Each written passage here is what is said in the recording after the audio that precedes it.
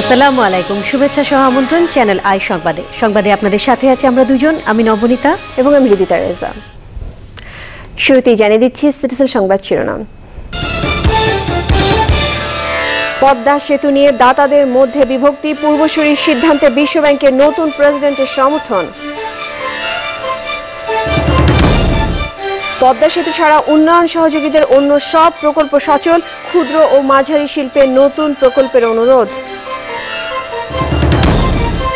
ভবিষ্যতে পদ্মা সেতু প্রকল্পে দুর্নীতির বিচারের ঘোষণা বিএনপি, ষড়যন্ত্র না করার আহ্বান আওয়ামী লীগের। নির্বাচনের সমান সুযোগ সুবিধায় সংবিধান সংশোধনের বিপক্ষে বিশেষজ্ঞ মত, নতুন আইনের পরামর্শ। এবং প্রিমিয়ার লিগ ফুটবলে চতুর্থবারের মতো চ্যাম্পিয়ন আবাহনী, খুব কাছে গিয়েও শিরোপা বঞ্চিত মুক্তিযোদ্ধা।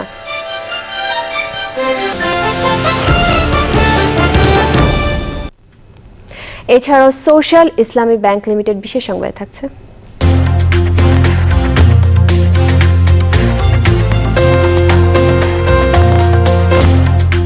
সিডনিতে মাইক্রোসফট ইমাজিন কাপে অন্নপূর্ণা নিয়ে বাংলাদেশের অংশ নেবার খবর।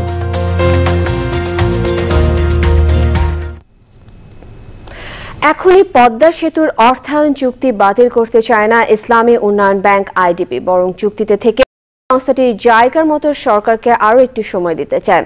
বিশ্বব্যাংক অফিসে উন্নয়ন সহযোগীদের বৈঠকে তাদের অবস্থান স্পষ্ট করে জানিয়েও দিয়েছে বাংলাদেশের আইডিবি প্রতিনিধি মোহাম্মদ ইকবাল করিম। রিজভিনাউজের রিপোর্ট।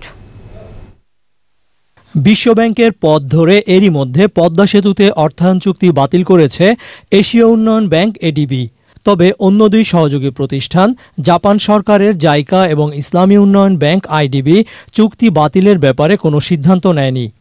বাংলাদেশের সবচেয়ে পুরনো এবং পরীক্ষিত এই দুই উন্নয়ন সহযোগী পদ্মা সেতু প্রকল্পে সরকারের সঙ্গেই থাকতে চায়।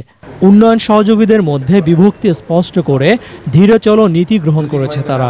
যে আমরা খুব ক্লোজলি মনিটর করছি যে এটা আসলে কোন দিকে যাচ্ছে, আদৌ যদি হয় তাহলে কোনভাবে হবে, কোন ফর্মে আসবে, যদি হয় আইডিবি ওখানে আদৌ ফিট করবে কিনা, কারণ মডাস অপারেন্ডি কমপ্লিটলি চেঞ্জ হয়ে যাচ্ছে। তো আমরা আরও কিছুদিন সময় নেব।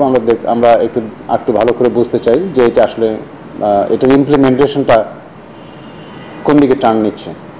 গভর্নমেন্ট যদি শুধু এখন আইডিবি বা দুইটা ডেভেলপমেন্ট পার্টনার আছে তাদেরকে রিকোয়েস্ট করে, তাহলে আমাদের দেখতে হবে যে আমাদের এই তিনজন আমরা পুরোটা ফাইন্যান্স করতে পারবো কিনা, গভর্নমেন্ট কোনো ইয়ে নিয়ে আসে কিনা, যেটাতে গ্যাপ ফাইন্যান্সিংটা হয় অ্যাটলিস্ট। বাস্তবতার নিরিখে পরিস্থিতি বিশ্লেষণ করে পরবর্তী পদক্ষেপ নেবে আইডিবি। বর্তমান চুক্তি শেষ পর্যন্ত বাতিল করতে হলে নতুন করে আবারও ঋণ চুক্তি করতে তৈরি আছে তারা। নতুন করে শুরু তো অবশ্যই হতে পারে। আর আইডিবি যেহেতু প্রথমে এটাতে জড়িত ছিল, আমাদের কমিটমেন্ট টু দিস প্রজেক্ট বা to this country it is still very much valid, কিন্তু এখন সিনারিওটা চেঞ্জ হয়ে গেছে। ৬.৬ কিলোমিটার দৈর্ঘ্যের প্রস্তাবিত পদ্মা সেতুতে $290 কোটি খরচের সিংহভাগ $120 কোটি দিতে চেয়েছিল বিশ্বব্যাংক। এডিবির প্রতিশ্রুতি ছিল ৬১ কোটি ৫০ লাখ, জাইকার ৪১ কোটি ৫০ লাখ এবং আইডিবির অঙ্গীকার ছিল $১৪ কোটি। রিজভিনা ওয়াজ, চ্যানেল আই, ঢাকা। পদ্মা সেতু প্রকল্পে ঋণ চুক্তি বাতিলের সিদ্ধান্তকে সঠিক বলেছেন বিশ্বব্যাংকের নতুন প্রেসিডেন্ট জিম ইয়ং কিম। কর্মক্ষেত্রে যোগ দিয়ে সাংবাদিকদের কিম বলেন, বাংলাদেশের দরিদ্র মানুষের কল্যাণের বিষয়ে বিশ্বব্যাংক সবসময় উদ্বিগ্ন, কিন্তু দুর্নীতির বিরুদ্ধে বিশ্বব্যাংকের অবস্থান কঠোর। নফিস ইফতেখারের রিপোর্ট। বিশ্বব্যাংকের প্রেসিডেন্ট পদ থেকে বিদায় নেওয়ার ঠিক আগে দুর্নীতি চেষ্টার অভিযোগ এনে পদ্মা সেতু প্রকল্পে $1.2 বিলিয়ন ঋণ চুক্তি বাতিলের ঘোষণা দেন রবার্ট জোয়েলিক। এর পরপরই বিশ্বব্যাংকের প্রেসিডেন্টের দায়িত্ব বুঝে নেন জিম ইয়ং কিম। সোমবার ছিল ওয়াশিংটনের অফিসে তার প্রথম দিন। মিডিয়া ব্রিফিংয়ে বিশ্বব্যাংক প্রেসিডেন্টের কাছে এক সাংবাদিকের প্রশ্ন, শুধুমাত্র সম্ভাব্য দুর্নীতির অভিযোগের ওপর ভিত্তি করে ঋণ চুক্তি বাতিলে তার পূর্বসূরি জোয়েলিকের সিদ্ধান্ত সঠিক ছিল কিনা। জবাবে নতুন প্রেসিডেন্ট বলেন, গত বছরের সেপ্টেম্বরে বাংলাদেশ সরকারের সাথে প্রথম আলোচনা হয়। এরপর সময় বাড়িয়ে দেওয়ার পরও বাংলাদেশের পক্ষ থেকে কার্যকর জবাব না আসায় ঋণ চুক্তি বাতিলের সিদ্ধান্ত হয়েছে। বিশ্বব্যাংক প্রেসিডেন্ট বলেন, দুর্নীতি বিষয়ে বিশ্বব্যাংক সবসময়ই নো টলারেন্স নীতিতে বিশ্বাসী এবং তারাই প্রথম দুর্নীতি প্রতিরোধের বিষয়টি আন্তর্জাতিক পর্যায়ে নিয়ে এসেছেন। পদ্মা সেতু ইস্যুটি খুব কাছ থেকে পর্যবেক্ষণে রাখার কথা জানিয়ে জিম ইয়ং কিম জানান, বিদায়ী প্রেসিডেন্ট রবার্ট জোয়েলিক এবং অন্য সিনিয়র কর্মকর্তারা তাকে প্রকল্প বিষয়ে বিস্তারিত জানিয়েছেন। তবে বাংলাদেশের পক্ষে তাকে সিদ্ধান্ত পুনর্বিবেচনার যে অনুরোধ জানানো হয়েছে সে বিষয়ে কিছু বলেননি বিশ্বব্যাংকের নতুন প্রেসিডেন্ট। বিশ্বব্যাংকের পথ ধরে এডিবিও পদ্মা সেতু প্রকল্পে ঋণ সহায়তা চুক্তি বাতিল করেছে। ঋণ চুক্তি বাতিল না করার সিদ্ধান্ত নিয়েছে জাপানের উন্নয়ন সংস্থা JICA. Nafis Iftekhar, channel I. Padma সেতুর মতো বড় প্রকল্প বাতিল হয়ে গেলেও বাংলাদেশে বিশ্বব্যাংক, এডিবি এবং জাইকার মতো উন্নয়ন সহযোগীদের অন্য সব প্রকল্প সচল থাকবে। ওই সব প্রকল্পের পাশাপাশি ক্ষুদ্র ও মাঝারি শিল্প খাতের বিকাশে ছোট ছোট আরও নতুন প্রকল্পের অনুরোধ জানিয়েছে কেন্দ্রীয় ব্যাংক। শারমিন আজাদের রিপোর্ট। দুর্নীতির অভিযোগে স্বপ্নের পদ্মা সেতু প্রকল্প বাতিল হয়ে যাওয়ার 4 দিনের মাথায় এই অনুষ্ঠানে প্রথমবারের মতো এক হন বেশিরভাগ উন্নয়ন সহযোগীদের স্থানীয় প্রতিনিধি। উপ আঞ্চলিক এসএমই সেমিনারে যোগ দিয়ে তারা সরাসরি পদ্মা সেতু নিয়ে কিছু না বললেও অন্য সব প্রকল্পে তাদের সমর্থনের কথা স্পষ্ট করেন। কেন্দ্রীয় ব্যাংকের গভর্নরও এডিবি, জাইকার মতো উন্নয়ন অংশীদারদের ছোট কর্মসূচিতে আরও নজর দেওয়ার আহ্বান জানান। এটার সাথে যদি বিদেশিরা এসে যুক্ত হন, যেমন ইউএনএসকাপ এসছেন, জাইকা এসছে, এডিবি এসছে, এবং তারা আমাদের অনেকগুলো রিফাইন্যান্স লাইনে যুক্ত হয়েছে। আমরা রিফাইন্যান্সে আমরা নারী উদ্যোক্তাদের, যেটা 15% অন্তত নারী উদ্যোক্তাদের দিতে হবে, তাদেরকে আমরা সিঙ্গেল রেট অফ ইন্টারেস্টে লোন দিতে বলেছি, এবং অন্যরা প্রায় 56,000 কোটি টাকা ব্যাংক কিন্তু আমাদের এসএমই লোন দিয়েছেন। সুতরাং এটি একটি বিপুল অঙ্ক, অন্য দেশ এতটা পারেনি। বিদেশিরাও আপনাদের এই আলাপের সাথে যুক্ত হবে এবং সকলে মিলেই আমরা একটি বাংলাদেশের দিকে যেতে পারবো বলে আমি অন্তত আশা করি। বিশ্বমন্দা পরিস্থিতি মোকাবেলা করতে দেশের ভেতরের চাহিদার দিকে মনোযোগ বাড়ানোর তাগিদও দিচ্ছে কেন্দ্রীয় ব্যাংক। এত সব প্রতিকূলতা সত্ত্বেও আমাদের ব্যাংকগুলো কিন্তু ভালো ব্যবসা করছে এবং তাদের মুনাফা ভালো হচ্ছে। তার একটা বড় কারণ তারা এই যে ছোট ছোট চাহিদাগুলোকে পূরণ করবার চেষ্টা করেছেন। এই কারণে কিন্তু তাদের এই এবং এসএমইর মতো খাতে স্থানীয় বাণিজ্যিক ব্যাংকগুলোর পাশাপাশি উন্নয়ন সহযোগীদেরও অংশীদার করার পক্ষে Bangladesh bank. Sharmin Azad, channel I, Dhaka. ক্ষমতায় গিয়ে পদ্মা সেতু নিয়ে দুর্নীতিতে জড়িত মন্ত্রী আমলাদের বিচারের মুখোমুখি করার ঘোষণা দিয়েছে বিএনপি। অর্থমন্ত্রী সংসদে অসত্য বক্তব্য দিয়েছেন দাবি করে আবারও বিশ্বব্যাংকের সঙ্গে আলোচনার দাবি জানিয়েছে প্রধান বিরোধী দল। রিজওয়ান কাদেরের রিপোর্ট। দলীয় নেতাদের মুক্তির দাবিতে সভা সমাবেশ অব্যাহত রাখলেও তা ছাপিয়ে বিএনপি নেতাদের বক্তব্যে স্থান পাচ্ছে পদ্মা সেতু প্রকল্প। পিলখানা হত্যাকাণ্ড মামলায় অভিযুক্ত নাসিরউদ্দিন পিন্টুর মুক্তির দাবিতে সমাবেশে দলের নেতারা বললেন, শুরু থেকেই পদ্মা সেতু নিয়ে দুর্নীতির তথ্য প্রমাণ থাকলেও সরকার জড়িতদের আড়াল করার চেষ্টা করছে। একজন দুর্নীতিবাজ মন্ত্রীকে রক্ষা করবার জন্য, দুর্নীতিবাজ কর্মকর্তাদেরকে রক্ষা করবার জন্য আজকে পার্লামেন্টে ভাষণ দিচ্ছেন এবং জনগণকে বিভ্রান্ত করবার চেষ্টা করছেন। যে দয়া করে শাস্তি দিন, যারা কর্মকর্তা জড়িত হয়েছে ব্যবস্থা নিন, যারা এই দুর্নীতির সঙ্গে জড়িত তাদের বিরুদ্ধে ব্যবস্থা নিন এবং বিশ্ব ব্যাংকের সঙ্গে আবার আলোচনা শুরু করুন। দুর্নীতিবাজ মন্ত্রীকে বাঁচানোর জন্য বিশ্ব ব্যাংকের সঙ্গে বিরোধে জড়িয়ে সরকার পুরো জাতিকে বিপর্যয়ের দিকে ঠেলে দিচ্ছে বলে অভিযোগ বিএনপির। ব্যাংকের গ্রহণযোগ্যতা আমাদের সরকারের চাইতে অনেক গুণ বেশি বিশ্ববাজারে, তার কথা আপনারা শুনেন না। আমি মনে করি সরকার এই বিষয়টা, এই বিশ্ব ব্যাংকের সঙ্গে উদ্ভূত এই অবস্থায়, এই বিরোধে নিষ্পত্তি করতে তারা সম্পূর্ণভাবে ব্যর্থ হয়েছে। ব্যারিস্টার মওদুদ বলেছেন, বিশ্বব্যাংক পদ্মা সেতুর চুক্তি বাতিল করার পর সরকারের সুর নরম হতে শুরু করেছে। রিজওয়ান কাদের, চ্যানেল আই, ঢাকা। পদ্মা সেতু প্রকল্প নিয়ে একটি বক্তব্যের জন্য ভুল স্বীকার করেছেন যোগাযোগ ও রেলমন্ত্রী ওবায়দুল কাদের। পদ্মা সেতুর বিকল্প অর্থায়নে খরচ বাড়বে বলে যারা মনে করেন তাদের জন্য সারপ্রাইজ বা চমক আছে, এমন কথা তিনি ভুল করে চমক শব্দটি ব্যবহার করেছেন বলে জানিয়েছেন মন্ত্রী। ওই শব্দটি তিনি ব্যবহার না করলেও পারতেন উল্লেখ করে ওবায়দুল কাদের বলেছেন, অকপটে তিনি তার ভুল স্বীকার করছেন। আওয়ামী লীগ নেতারা বলেছেন, যুদ্ধাপরাধ ও 21শে অগস্ট গ্রেনেড হামলার বিচার বন্ধ করার জন্য বিএনপি ষড়যন্ত্রের রাজনীতি করছে। ষড়যন্ত্র প্রতিহত করতে যুবলীগ নেতাকর্মীদের অতন্দ্র প্রহরীর মতো দায়িত্ব পালনের আহ্বান জানিয়েছেন তারা। নীলাদ্রি শেখর রিপোর্ট। দীর্ঘ 9.5 বছর পর ঢাকা মহানগর দক্ষিণ যুবলীগের সম্মেলন শুরুর আগেই চেয়ারে বসাকে কেন্দ্র করে দুপক্ষের মধ্যে বাকবিতণ্ডা। পরে নেতাদের হস্তক্ষেপে শান্ত হয় পরিস্থিতি। সম্মেলন উদ্বোধন করেন স্থানীয় সরকার মন্ত্রী ও আওয়ামী লীগ সাধারণ সম্পাদক সৈয়দ আশরাফুল ইসলাম। দেশের বিভিন্ন আন্দোলন সংগ্রাম সহ 111-এর মতো রাজনৈতিক সংকটে যুবলীগের ভূমিকার কথা উল্লেখ করে আগামী দিনে তিনি যুবলীগকে আরও ঐক্যবদ্ধ হয়ে উন্নয়নে কাজ করার আহ্বান জানান। বাংলাদেশে আবার গণতান্ত্রিক রাষ্ট্র ব্যবস্থায় ফিরিয়ে আনায় যুবলীগ সেদিন যে ভূমিকা রেখেছে তার জন্য আমি তাদের কাছে কৃতজ্ঞ। সবসময় জননেত্রী শেখ হাসিনা চান আগামী দিনের নেতৃত্ব ওই নতুন শূন্যস্থানগুলি আপনার পূরণ। পদ্মা সেতু ইস্যুতে যে দুর্নীতির অভিযোগ তা প্রত্যাখ্যান করে আওয়ামী লীগ নেতারা বিরোধী দলের সমালোচনা করেন। ওরা যুদ্ধ অপরাধীদের বিচারকে বানচাল করতে চায়। ওরা 21 আগস্টে গ্রেনেড হামলার বিচার যাতে না হতে পারে সেই কারণে ওরা ষড়যন্ত্র করছে। ওরা দেশকে অচল করে দিতে চায়, অস্থিতিশীল করতে চায়। এবং খালেদা জিয়া কালো টাকাকে সাদা করেছিলেন এই দেশের প্রধানমন্ত্রী হিসাবে। এই আপনার থাকা উচিত।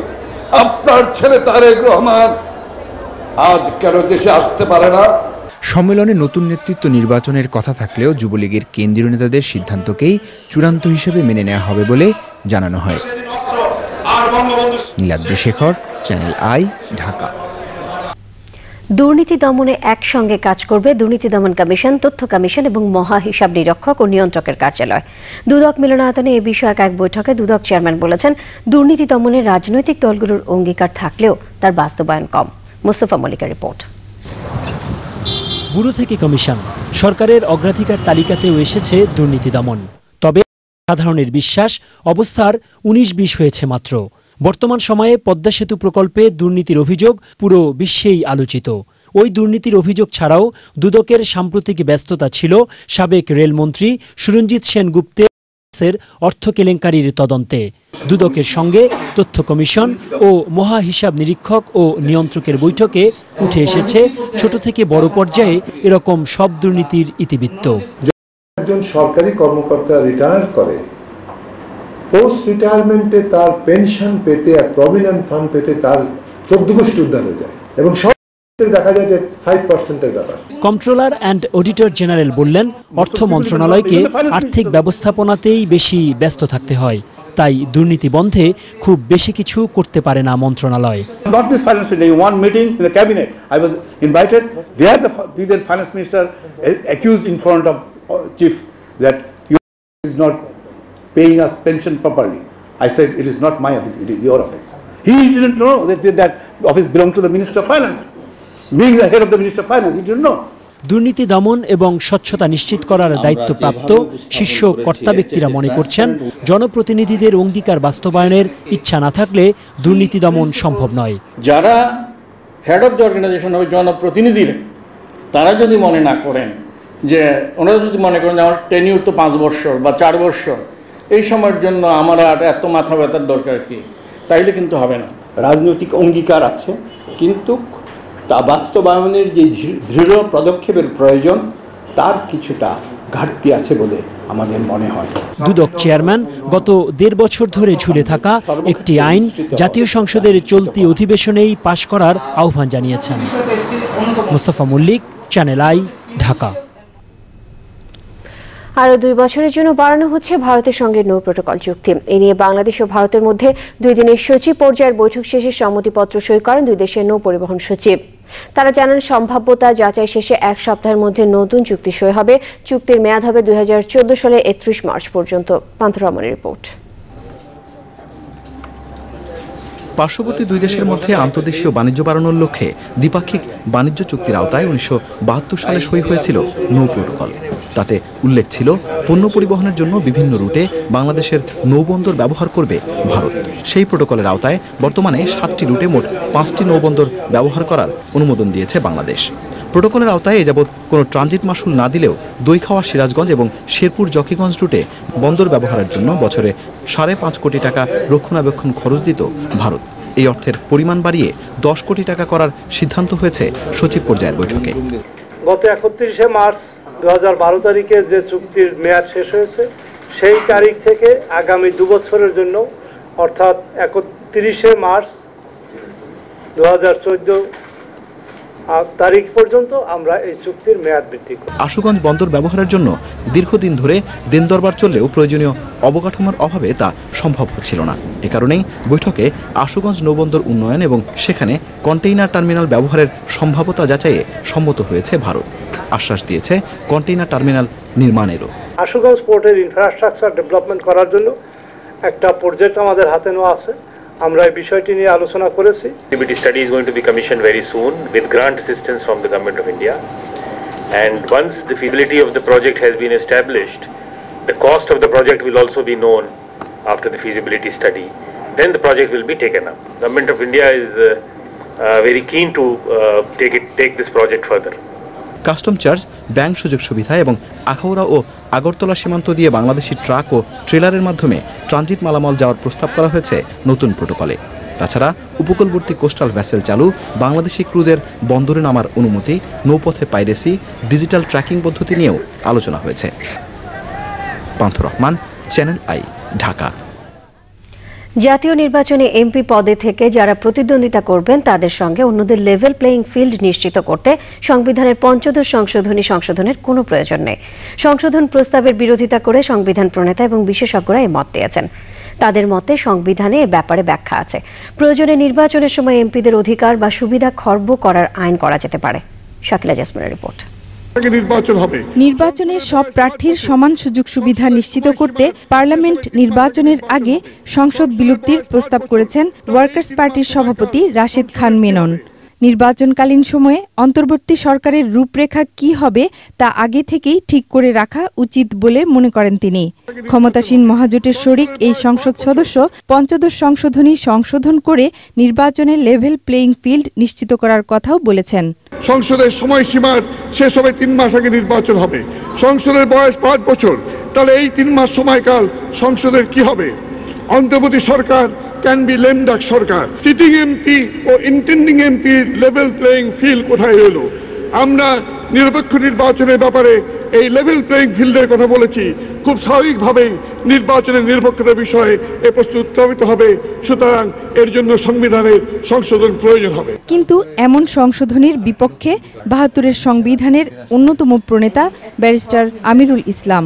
রাশেদ খান মেনন যে দৃষ্টিভঙ্গি থেকে প্রশ্নটা তুলেছে যে লেভেল প্লেইং ফিল্ড, সেটা ঠিক আছে, কিন্তু লেভেল প্লেইং ফিল্ড করতে যে সংবিধানকে পরিবর্তন করতে হবে, সংসদকে ভেঙে দিতে হবে, এটা ছাড়াও তো করা সম্ভব যে যখনই শিডিউল ঘোষণা হবে তখনই পার্লামেন্টের মেম্বাররা কোনো ফ্যাসিলিটিস, কোনো প্রিভিলেজ এমপি হিসেবে পাবে না। এটা খুব সহজ সমাধান আছে। সংবিধান বিশেষজ্ঞ শাহদিন মালিকের মতে বর্তমান সংবিধানের ১২৩-এর ৩ ধারার ক ও খ অনুচ্ছেদে সংসদের সময়সীমা শেষ হওয়ার ৩ মাস বা ৯০ দিন আগে ও পরে ২ বিধান রেখেই নির্বাচনের বিধান রাখা হয়েছে। তবে ওই সময় সংসদ অধিবেশনে বসবে না। মেয়াদ পূর্ণ হওয়ার আগের যে কোনো সময় যদি সংসদ ভেঙে দেন তাহলে কিন্তু ওই সংবিধান সংশোধনের প্রয়োজন হচ্ছে না, কারণ সংসদ ভেঙে দিলে তো আর কেউ সংসদ সদস্য পদে থাকছেন না। অতএব ওখানে মানে যে আগে তখন সেও ভূতপূর্ব বা প্রাক্তন সংসদ হয়ে যাচ্ছে, তার সাথে যে প্রতিদ্বন্দ্বিতা করবেন সেও সংসদ সদস্য না। অতএব এখানে লেভেল প্লেইং ফিল্ড, সেটা কোনো অসুবিধা হচ্ছে না। সংবিধান বিশেষজ্ঞরা কোনো অজুহাতে আর সংবিধান সংশোধন চান না। সংশোধনী ছাড়াই কিভাবে সংসদ নির্বাচনে লেভেল প্লেইং ফিল্ড নিশ্চিত করা যায় তা নিয়ে বিশেষজ্ঞ পর্যায়ে আলোচনার আহ্বান তাদের। Shakila jasmine, channel I, Dhaka. Eastern bank বিরতি নিচ্ছে। বিরতির পর অন্যান্য সংবাদের সাথে জানিয়ে ফিরছি। ইরাকের কয়েকটি শহরে বোমা হামলায় কমপক্ষে ৩২ জন নিহত, আহত অর্ধশতাধিক।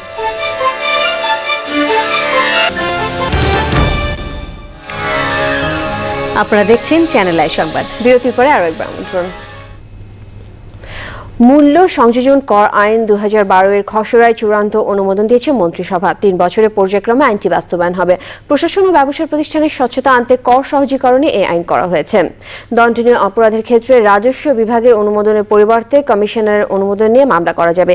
জাতীয় গুরুত্বপূর্ণ প্রয়োজনে মূসক অব্যাহতি দেওয়ার ক্ষমতা থাকছে সরকারের হাতে।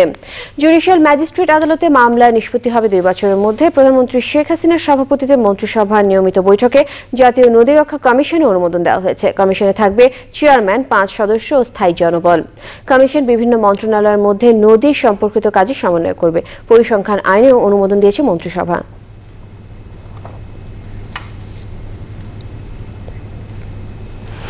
জাতীয় সংসদে প্রশ্নোত্তর পর্বে বিভিন্ন হাসপাতাল ও স্বাস্থ্য কেন্দ্রে চিকিৎসকরা ঠিকমতো না থাকায় এমপিদের তোপের মুখে পড়েন স্বাস্থ্যমন্ত্রী আফামর রুহুল হক। জবাবে মন্ত্রী বলেছেন, যেসব চিকিৎসক তাদের কর্মস্থলে থাকবেন না তাদের বিরুদ্ধে ব্যবস্থা নেওয়া হবে।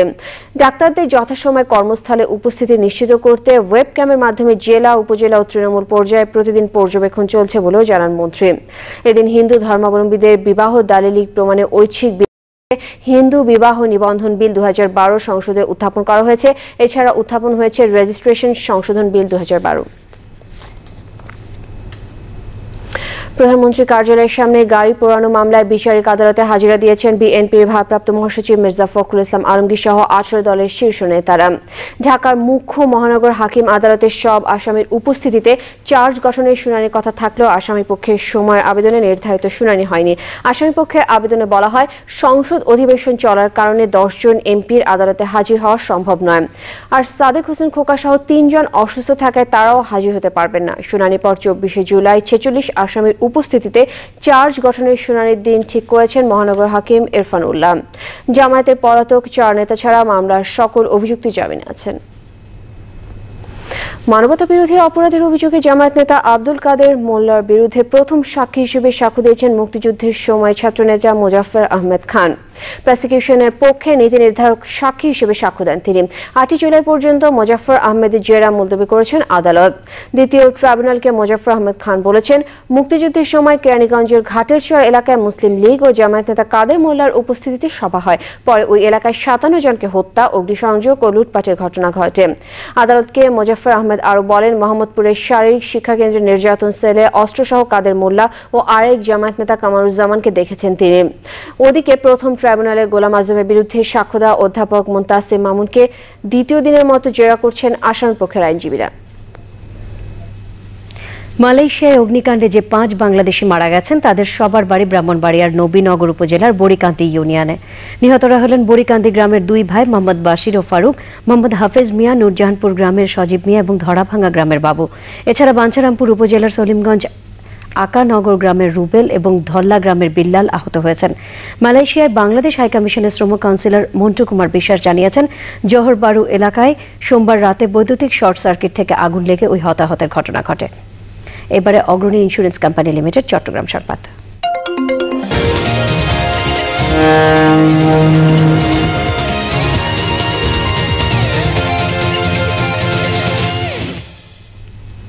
পাহাড় ধসে গণমৃত্যু প্রতিকার ও করণীয় শীর্ষক গোলটেবিল বৈঠক হয়েছে চট্টগ্রামে।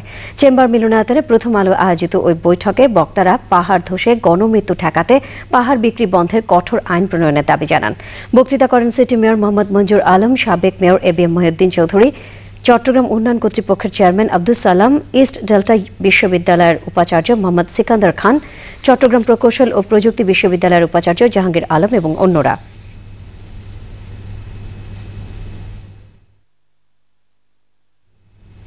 এবারে সোশ্যাল ইসলামী ব্যাংক বিশেষ সংবাদ।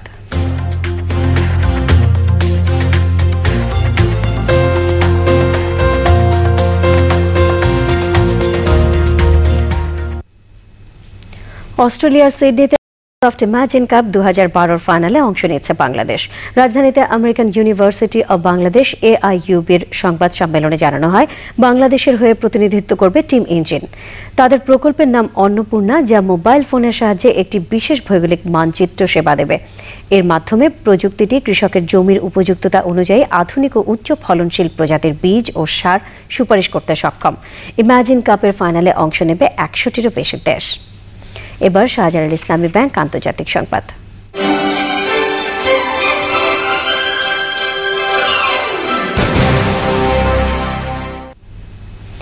ইরাকের কয়েকটি শহরে বোমা হামলায় কমপক্ষে ৩২ জন নিহত হয়েছে, আহত হয়েছে অর্ধশতাধিক।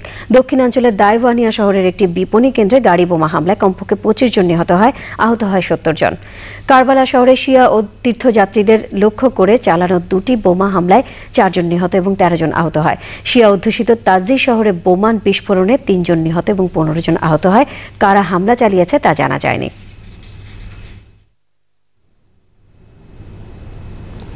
এবারে স্ট্যান্ডার্ড ব্যাংক লিমিটেড অর্থনীতি সংবাদ।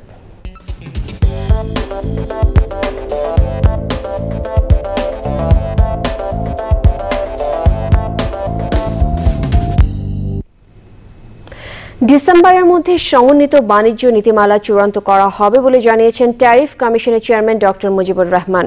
আগামী দশকের বাণিজ্য নীতির কাঠামো বিষয়ে সিপিডি এবং metropolitan chamber of commerce and ইন্ডাস্ট্রির সংলাপে তিনি জানিয়েছেন, সবার মতামত নিয়ে খসড়াটি ওয়েবসাইটে দেওয়া হবে।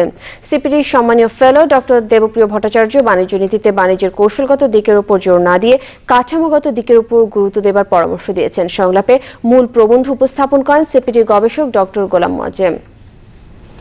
জানিয়ে দেব পূবালী ব্যাংক লিমিটেড কৃষি সংবাদ।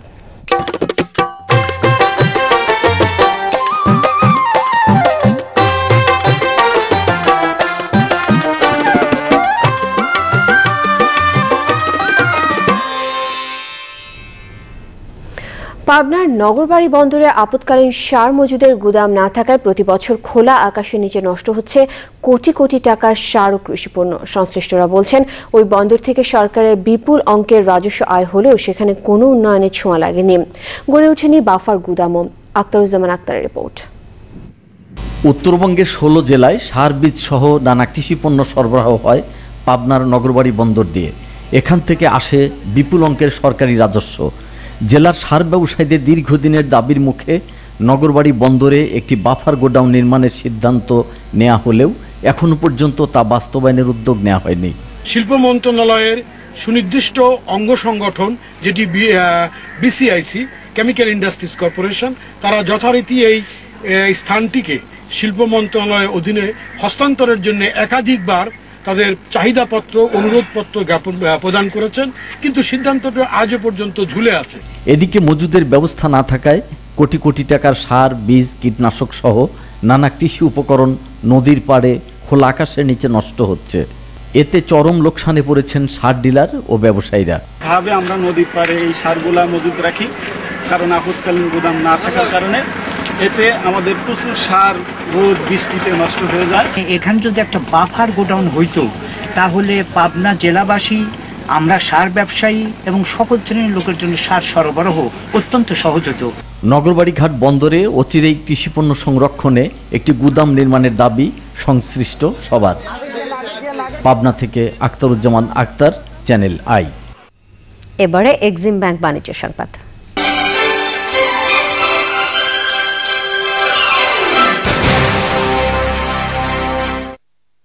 ডাচ বাংলা ব্যাংক এবং অ্যাডভান্সড কেমিক্যাল ইন্ডাস্ট্রিজ এসিআই এর মধ্যে মোবাইল ব্যাংকিং সার্ভিস বিষয়ে চুক্তি হয়েছে। এসিআই এর পক্ষে চুক্তি সই করেন প্রতিষ্ঠানটির ব্যবস্থাপনা পরিচালক ডক্টর আরিফ দৌলা এবং ডাচ বাংলা ব্যাংকের ব্যবস্থাপনা পরিচালক কে এস তাবরেজ। উপস্থিত ছিলেন ডাচ বাংলা ব্যাংকের উপব্যবস্থাপনা পরিচালক আবুল কাশেম মোহাম্মদ শিরিন এবং এসিআই এর নির্বাহী পরিচালক মোয়াল্লেম এ চৌধুরী এফসিএ।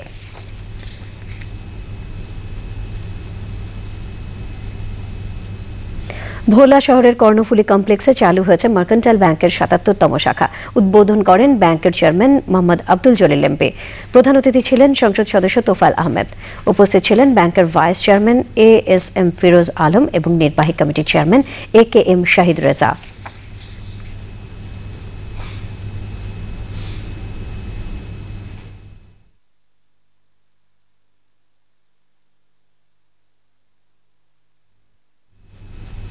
প্রাইম ব্যাংকের ১০৭তম এটিএম বুথ উদ্বোধন করা হয়েছে মিরপুরের রূপনগর আবাসিক এলাকায়। উদ্বোধন করেন ব্যাংকের সাবেক পরিচালক এম এ ওয়াহাব। উপস্থিত ছিলেন ব্যাংকের অতিরিক্ত ব্যবস্থাপনা পরিচালক এম রিয়াজুল করিম এবং উপব্যবস্থাপনা পরিচালক কাজী এএসএম আনিসুল কবির।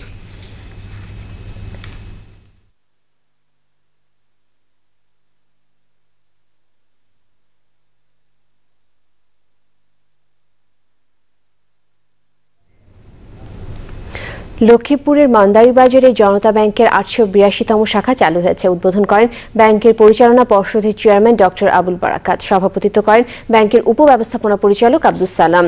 ওদিকে দেশের অর্থনীতিতে বিশেষ অবদান রাখায় ডক্টর আবুল বারাকাতকে গণসংবর্ধনা দিয়েছে লক্ষ্মীপুরবাসী। ওই অনুষ্ঠানে সভাপতিত্ব করেন জেলা পরিষদ প্রশাসক AKM শাহজাহান কামাল।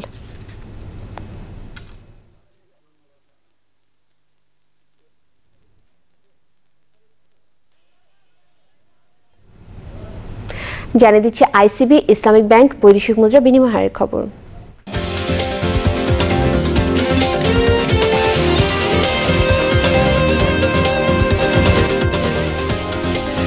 মার্কিন ডলার ৮২ টাকা ২৫ পয়সা, ব্রিটিশ পাউন্ড ১২৯ টাকা ৪৯ পয়সা, ইউরো ১০৪ টাকা ১৯ পয়সা, অস্ট্রেলিয়ান ডলার ৮৪ টাকা ৯৬ পয়সা, সিঙ্গাপুর ডলার ৬৫ টাকা ৪৬ পয়সা, মালয়েশিয়ান রিঙ্গিত ২৬ টাকা ২২ পয়সা, UAE দিরহাম ২২ টাকা ৫০ পয়সা, কুয়েতি দিনার ২৯৫ টাকা ৩৮ পয়সা এবং সৌদি রিয়াল ২২ টাকা ৪ পয়সা।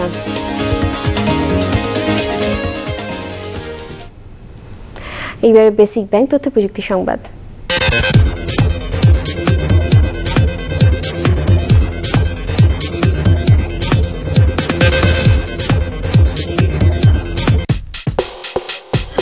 $2.5 বিলিয়ন মার্কিন ডলারে চিপ নির্মাতা এলপিদা মেমোরিকে অধিগ্রহণের ঘোষণা দিয়েছে মাইক্রন।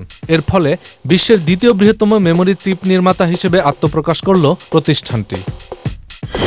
সফটওয়্যার প্রতিষ্ঠান কোয়েস্ট সফটকে অধিগ্রহণ করল পিসি নির্মাতা ডেল। প্রতিযোগীদের থেকে একটু ভিন্ন হওয়ার প্রচেষ্টায় এবং পেটেন্ট পোর্টফোলিও বাড়াতে এই সিদ্ধান্ত নিয়েছে ডেল। ফায়ারফক্স ও OS নামে নতুন একটি মোবাইল অপারেটিং সিস্টেম চালু করছে ব্রাউজার নির্মাতা মজিলা। সাশ্রয়ী ফোনগুলোর OS হিসেবে এই OS ব্যবহৃত হবে। সময় হলো আবারও ইস্টার্ন ব্যাংক বিরতির পরে অন্যান্য সংবাদের সাথে আরো জানিয়ে ফিরছি।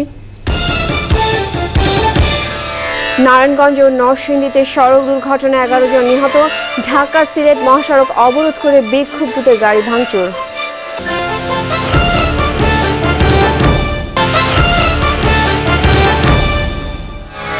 ফিরে এলাম বিরতির পর, যাচ্ছি পরের সংবাদে। নারায়ণগঞ্জ ও নরসিংদীতে সড়ক দুর্ঘটনায় 11 জন নিহত হয়েছেন।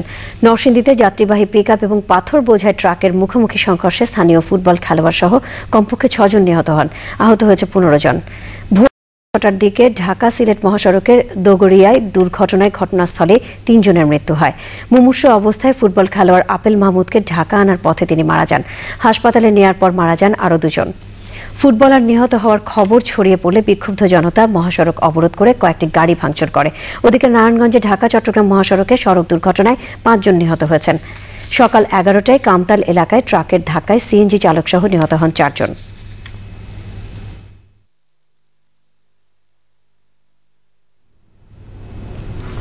প্রাথমিক ও গণশিক্ষা প্রতিমন্ত্রী মোহাম্মদ মোতাহার হোসেন ডিজিটাল বাংলাদেশ বিনির্মাণের নতুন প্রযুক্তি আবিষ্কারের মাধ্যমে কাজে সম্পৃক্ত হতে তরুণ সমাজের প্রতি আহ্বান জানিয়েছেন।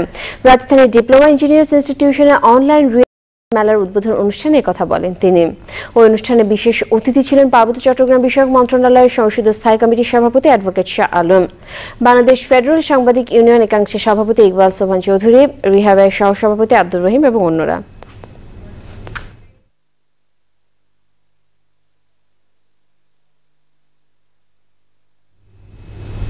আবার ইস্টার্ন ব্যাংক বিরতি নিচ্ছে। বিরতির পর খেলার খবরে থাকছে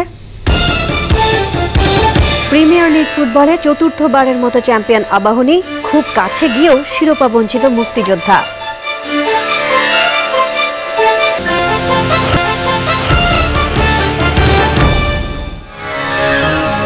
সর্বশেষ খবরগুলো নিয়ে আবার আমন্ত্রণ জানাচ্ছি চ্যানেল আই সংবাদে। যাচ্ছি পরের সংবাদে। বৈশাখী ঝোড়ো অফার নামের সেলস প্রমোশনে সাফল্য অর্জনকারী হোলসেল পার্টনারদের পুরস্কার বিতরণ করেছে হিমালয়া হার্বালস।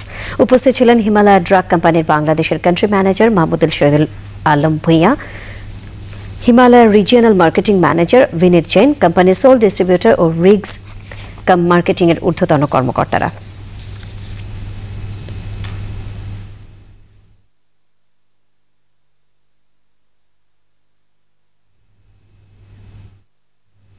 জানাবো গ্রামীণ ফোন খেলার খবর।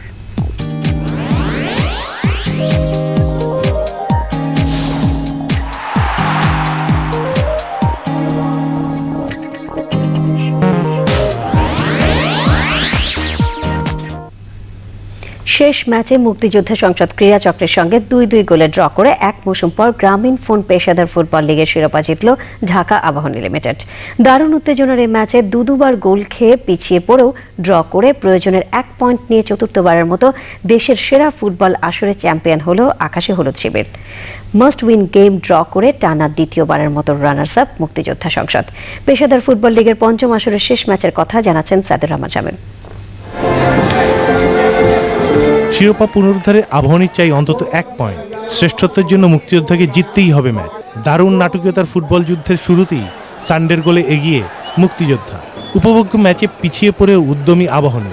আক্রমণ পাল্টা আক্রমণে দুদলই পেয়েছে গোলের সুযোগ। 70 মিনিটে গ্যালারি উত্তাল। আবাহনীর সমতার গোল, জাহিদের ক্রসে রনির দ্বিতীয় প্রচেষ্টায় গোল করে দলকে লড়াইয়ে ফেরালেন। নাটকীয়তার বাকি ছিল অনেকটাই। 3 মিনিটের মধ্যে আবারও মুক্তিযোদ্ধার লিড। আবাহনীর ডিফেন্স আর গোলকিপারকে বোকা বানিয়ে ব্রাজিলীয় লিমার ফ্রিকিকে পা ছুঁয়ে সানডের দ্বিতীয় গোল। মুক্তিযোদ্ধা শিবিরে আনন্দ উদযাপনের প্রস্তুতি থামল ম্যাচ শেষ হওয়ার মিনিট 7 আগে।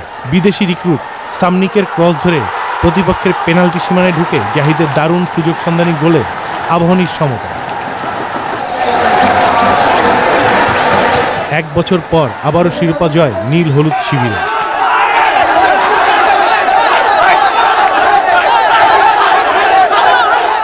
সম্মিলিত প্রচেষ্টাই এই সাফল্য, জানালেন আবাহনীর ইরানি coach. I am very happy. Thank you for all players.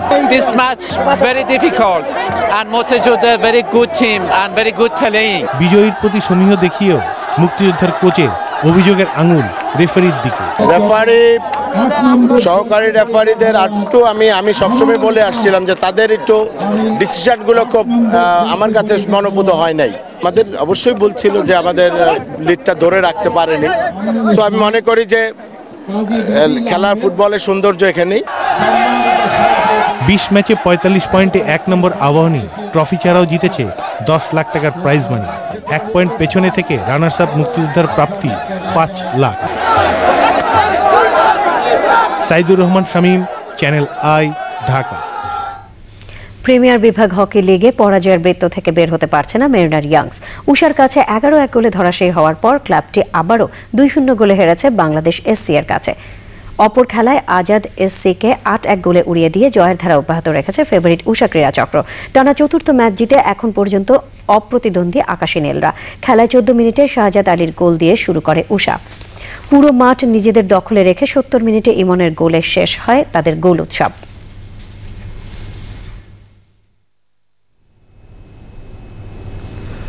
এবারে গ্রিন টাউন আনন্দ আলো সাংস্কৃতিক সংবাদ।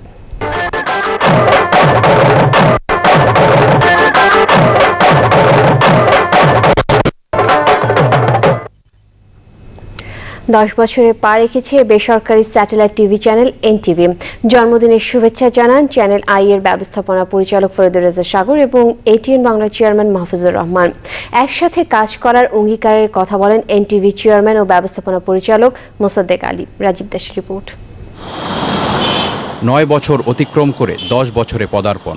সকাল থেকেই দর্শক, ভক্ত, শুভানুধ্যায়ীরা শুভেচ্ছা জানাতে আসেন এনটিভি কার্যালয়ে। বিনোদনমূলক অনুষ্ঠান এবং বস্তুনিষ্ঠ সংবাদ পরিবেশনের লক্ষ্যে 2002 সালে যাত্রা শুরু এনটিভির।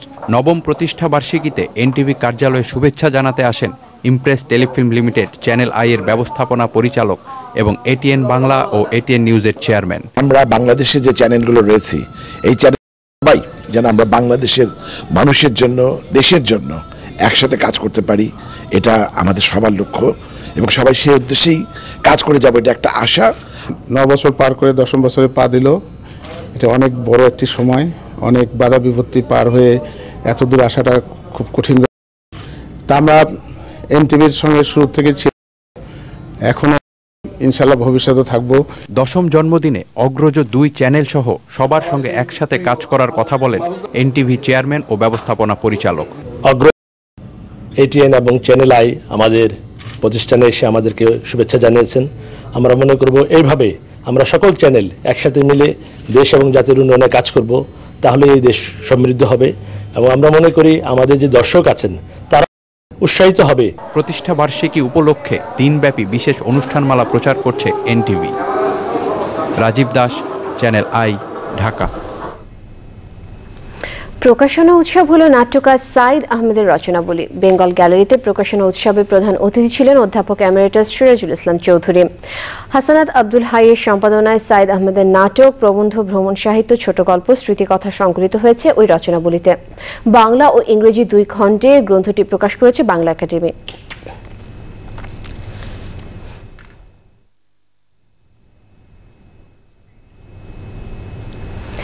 সংবাদ শেষ করব, তবে আবারও জানিয়ে দিব সিটিজেন সংবাদ শিরোনাম। পদ্মা সেতু নিয়ে দাতাদের মধ্যে বিভক্তি, পূর্বসূরি সিদ্ধান্তে বিশ্বব্যাংকের নতুন প্রেসিডেন্টের সমর্থন। পদ্মা সেতু ছাড়া উন্নয়ন সহযোগীদের অন্য সব প্রকল্প সচল, ক্ষুদ্র ও মাঝারি শিল্পের নতুন প্রকল্পের অনুরোধ। ভবিষ্যতে পদ্মা সেতু প্রকল্পে দুর্নীতির বিচারের ঘোষণা বিএনপি, ষড়যন্ত্র না করার আহ্বান আওয়ামী লীগের। নির্বাচনের সমান সুযোগ সুবিধায় সংবিধান সংশোধনের বিপক্ষে বিশেষজ্ঞ মত, প্রয়োজনের নতুন আইনের পরামর্শ। এবং প্রিমিয়ার লিগ ফুটবলের ৪র্থবারের মতো চ্যাম্পিয়ন আবাহনী, খুব কাছে গিয়েও শিরোপা বঞ্চিত মুক্তিযোদ্ধা।